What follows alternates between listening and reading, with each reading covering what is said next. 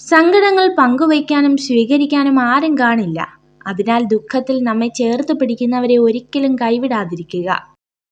അന്യരുടെ രഹസ്യങ്ങൾ പറഞ്ഞു നടക്കുന്നവർ ചിതൽപുറ്റിനകത്ത് പെട്ടുപോയ പാമ്പിനെ പോലെ സ്വയം നശിച്ചു പോകുന്നു. ജീവിതത്തിൽ ഏറ്റവും കൂടുതൽ തെറ്റുകളും പരാജയവും സംഭവിച്ചവരിൽ ഭൂരിഭാഗവും മറ്റുള്ളവരെ അന്ധമായി സ്നേഹിക്കുകയും അതിലുപരി വിശ്വസിക്കുകയും ചെയ്തവരാണ്.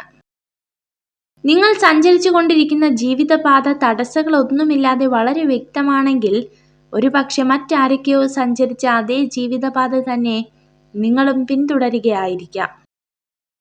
കൂടെയുള്ളവരുടെ സന്തോഷത്തിനു വേണ്ടി നീ നിൽക്കുമ്പോൾ ഒരു കാര്യം ഓർക്കുക, നാളെ അവരുടെ സന്തോഷത്തിനു വേണ്ടിയും നീ മാറി നിൽക്കേണ്ടി വരും.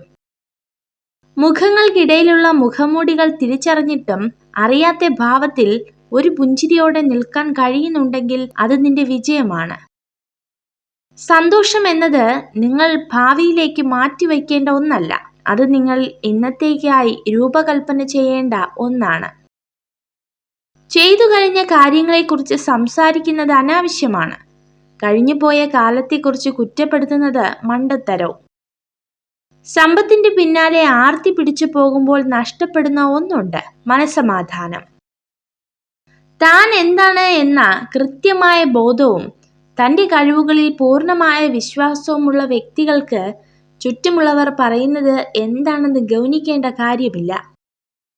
നിങ്ങൾക്ക് വേണ്ടി പ്രാർത്ഥിക്കുന്ന വ്യക്തിയെയും നിങ്ങളെ ചതിക്കാനായി കാത്തിരിക്കുന്ന വ്യക്തിയെയും നിങ്ങൾക്ക് എപ്പോഴും പെട്ടെന്ന് മനസ്സിലായെന്ന് വരില്ല.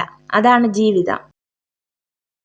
ജീവിതത്തിൽ വിഷമതകൾ അനുഭവിക്കുമ്പോൾ നമ്മുടെ മനസ്സിനോട് ഇങ്ങനെ പറയണം: ഒരു വേദനയുണ്ടെങ്കിൽ അതിന് തുല്യമായ നേട്ടവും ജീവിതത്തിൽ ഉണ്ടാകും.